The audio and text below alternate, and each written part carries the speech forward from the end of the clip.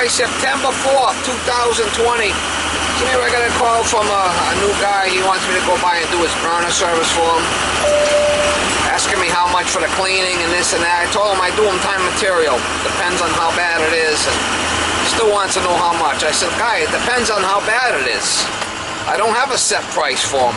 If it's an easy one, it's going to be less money than if it's the hard one. If it's all full of soot and all blocked up and I'm there for 2-3 hours, it's going to be more than if I just go there and change a nozzle. I mean, how can they be the same? Oh, how much? How much? Guy. I told him, time material. Oh, it's just going to need a nozzle and filter. Well, we'll see. Supposedly it's running good, so we'll go by and we'll see what this cat's deal is. You know, some guys will give a set price on a cleaning and they go there and it's real bad, they just walk away. I know how these guys are. I'd rather do a time material, and this way here it's fair for everybody. But I don't know what I'm going to run into. People lie. People say, oh, it's running fine. You go there, it's all full of black soot. People aren't always truthful. That's my policy. I do them time and material. Write my time down when I drive there, and when I'm done, I look at the time and I calculate it, plus what I use for parts, and that's the price. And I'm sticking to it. Starting to cool off, Molly. It's already September. It ain't gonna be long. It's gonna be getting cold in the morning. You having your coat on. Anyway, first thing I do is I'll check the oil tank, see how bad that is. If that's questionable, I walk away. So that's done. We'll take a look at it. Just had a new boiler put in, don't mean they changed the tank. Yeah, brand new New Yorker.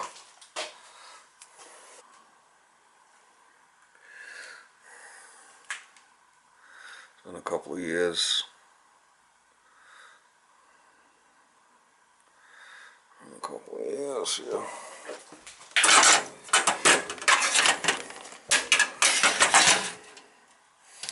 Looks pretty clean. Go ahead, oil line. Brand new tank. Look at that. It's a little 100-gallon tank. It's tiny. That's 100-gallon.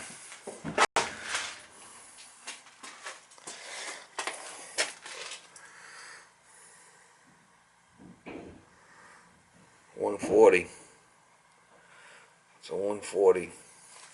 So it's half a 230. It's a small little tiny tank. Overhead oil line.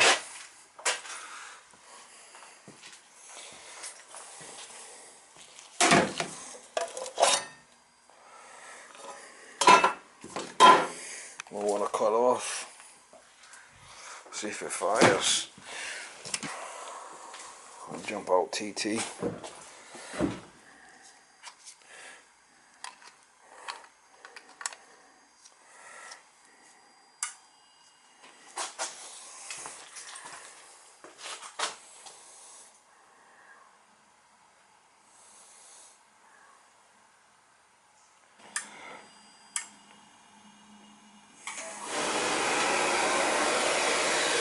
Looks new.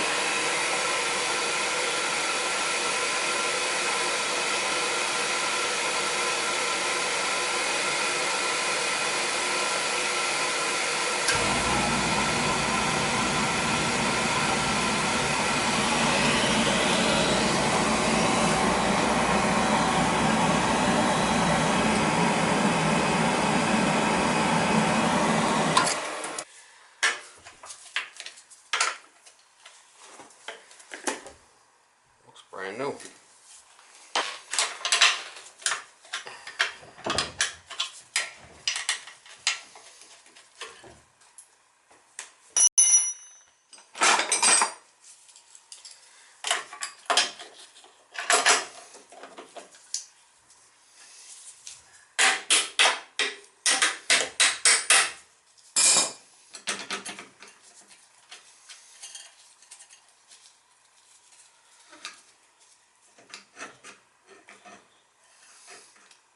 Seems a little odd.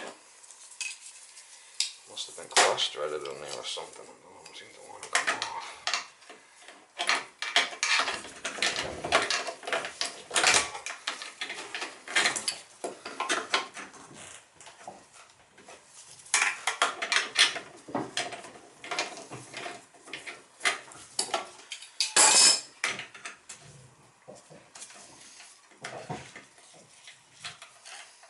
Must have had that cross-threaded on there or something.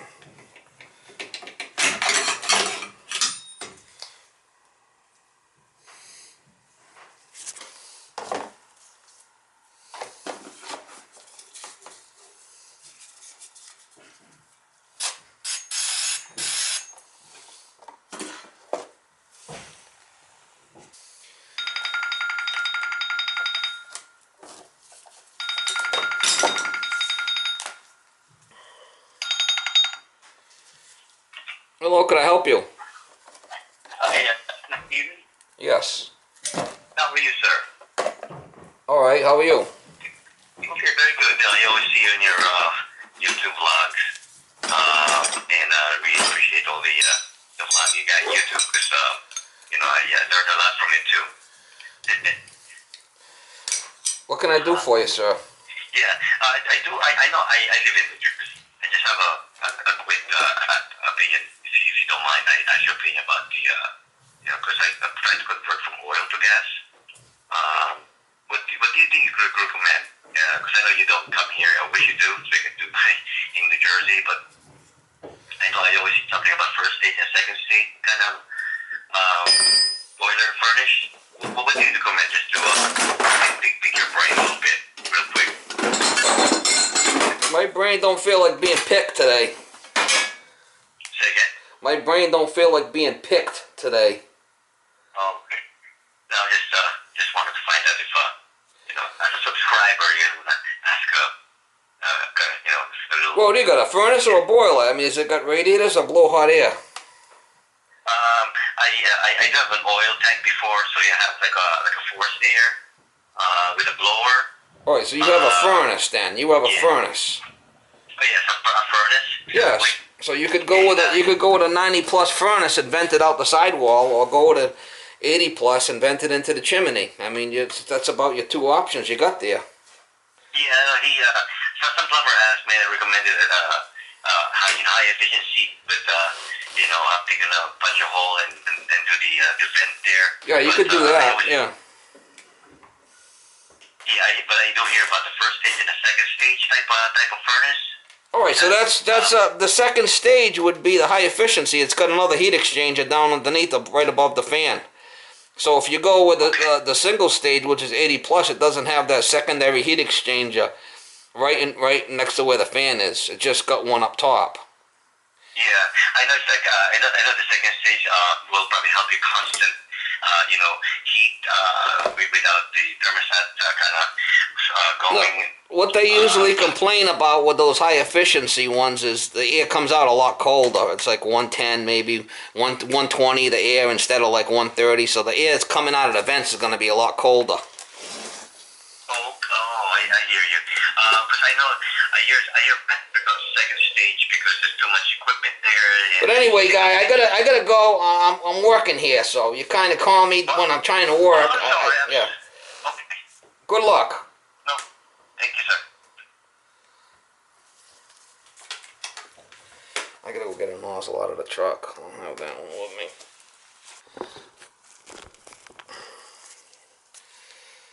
Alright, so what do we got there? 65, 45 extra, 65, 45 extra solid. That one will be fine. This type of head, you have to run a 45 or a 60 nozzle.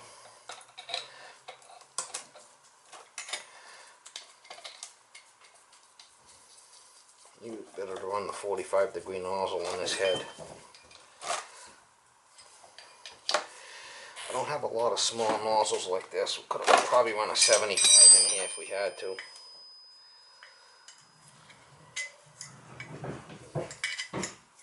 This wants to go right in the middle like that.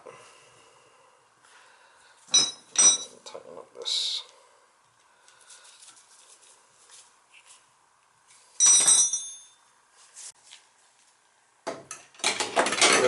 restrictor plate in here that they're using because of the anything, the restrictor plate, you can't put anything bigger than a 75 in there on a nozzle.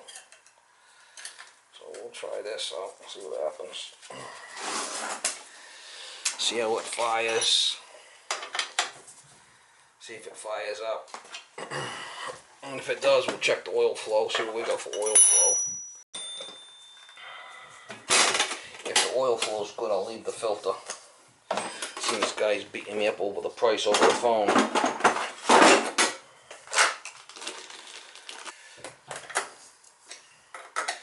See how it fires with that nozzle.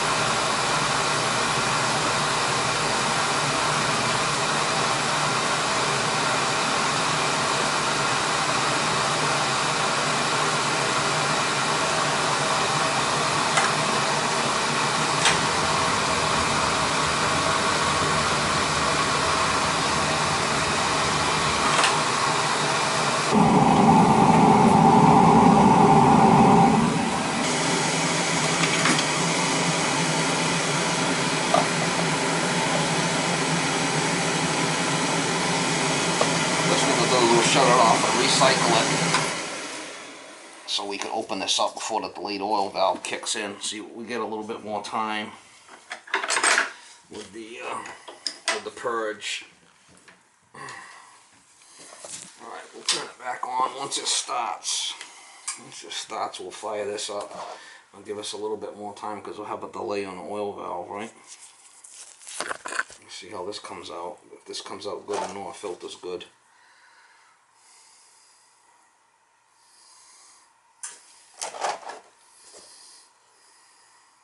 Once it starts firing up, there's like a 8-second delay on the delayed oil valve.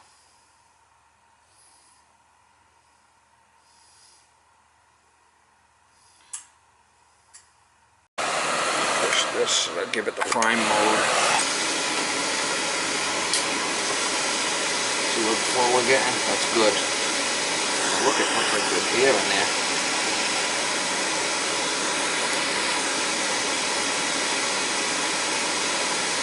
The air we had in there.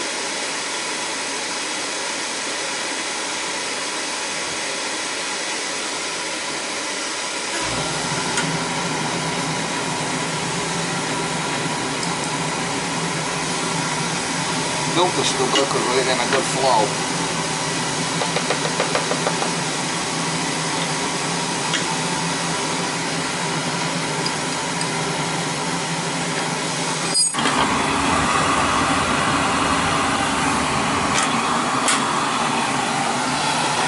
This is what they call a forced draft boiler because it's got a couple of sections on it.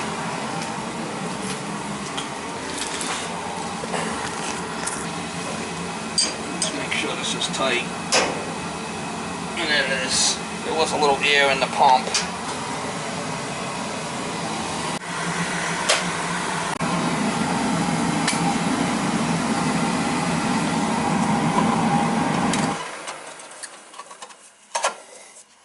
Alright, so we got a new nozzle, good oil flow, clean burner head. That's what I put in there. You could put a 45-degree nozzle in with those heads, or 60. She's ready to go. Overhead oil line did have a little air in it. Just go to check the feeder, it's not stuck. That's good. This is upside down. See how this is this is supposed to be with the lettering, supposed to go the right way with these setups. I wouldn't put this type of pump in here because see all the metal? There's magnets in there that could track all the metal from the that's why I like the old That's why I like the old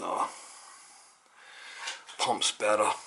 See all this metal, steel pipe, and cast iron radiators? There's a lot of iron in the system. And these pumps, they got magnets in them. They could attract a lot of magnetic debris. Bad idea. Trying to reinvent the wheel here, you know. Typical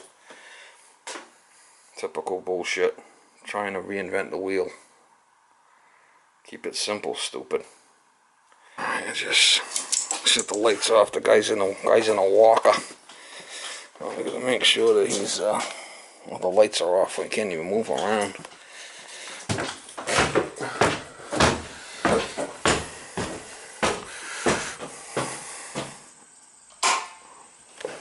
Alright. Alright, good luck.